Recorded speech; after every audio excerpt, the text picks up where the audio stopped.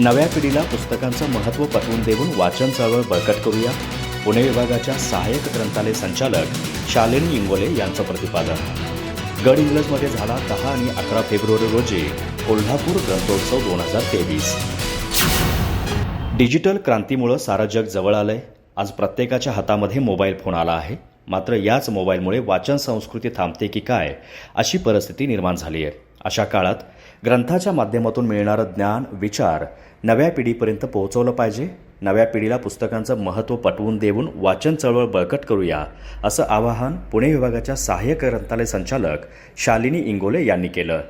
गडहिंग्लज येथे जिल्हा ग्रंथोत्सवाच्या उद्घाटन प्रसंगी त्या बोलत होत्या.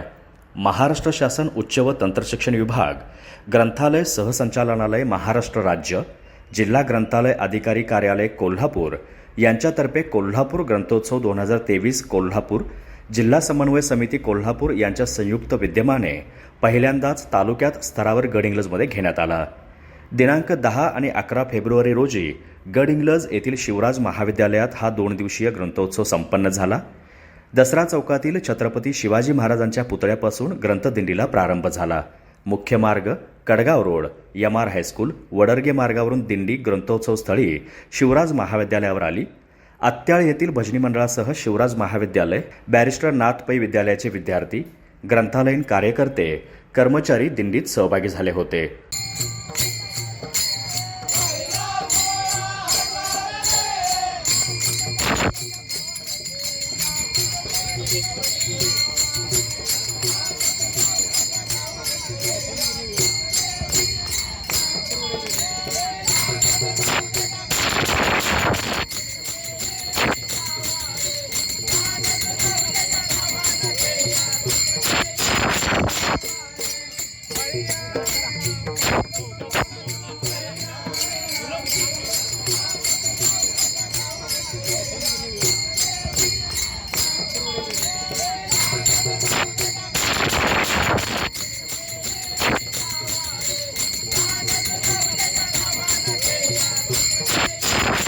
कार्यक्रमाच्या अध्यक्षस्थानावरून बोलताना प्राध्यापक किसनराव कुराडे म्हणाले की विद्यार्थ्यांच्यात वाचन संस्कृती रुजवण्याची जबाबदारी ही आता शिक्षकांच्यावर आहे.